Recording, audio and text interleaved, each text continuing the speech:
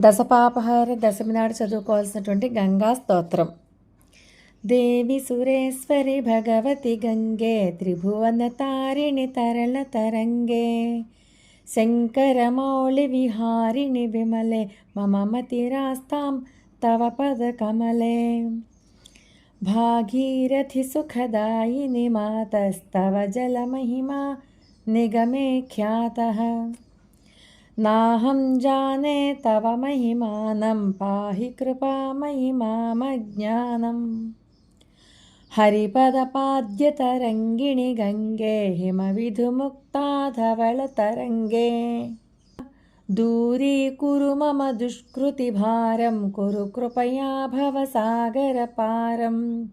తవ జలమమలం येन నిపీతం పరమపదం ఖలు తేన గృహీతం మాతర్గంగే త్వయి యో భక్తః కిల తం ద్రష్టుం నయమః శక్తః పతితోద్ధారిణి జాహ్నవి గంగే ఖండితగిరివరమండితభంగే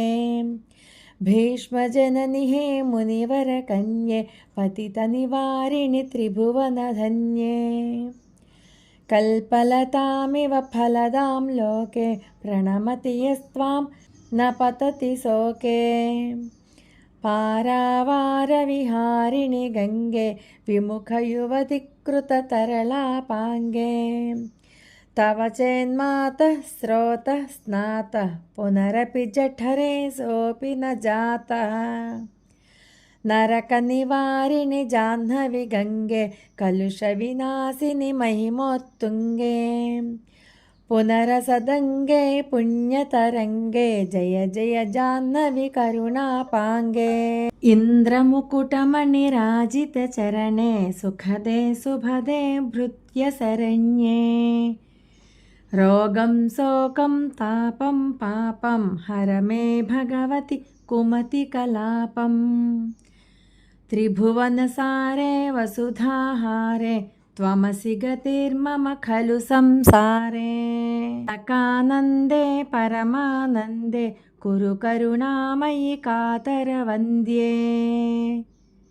తవ తట నికటే యస్య నివాసః ఖలు వైకుంఠే తస్య నివాసః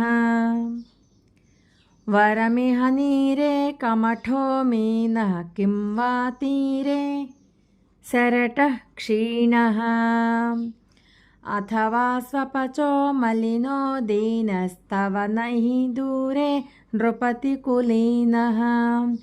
భో భువనేశ్వరి పుణ్యే ధన్యే దేవి ద్రవమయి మునివరకన్యే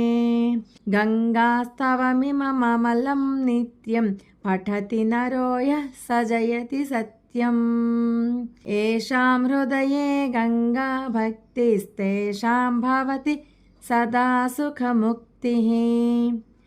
మధురాకాంతా పంజుటికాభిః పరమానంద కలితలలితాభిః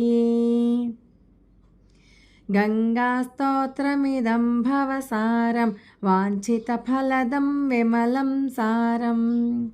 శంకరసేవక శంకరరచితం పఠతి సుఖీస్తవ ఇతి చ సమాప్తః. ఇది శ్రీమత్ శంకరాచార్యకృతం శ్రీ గంగా స్తోత్రం.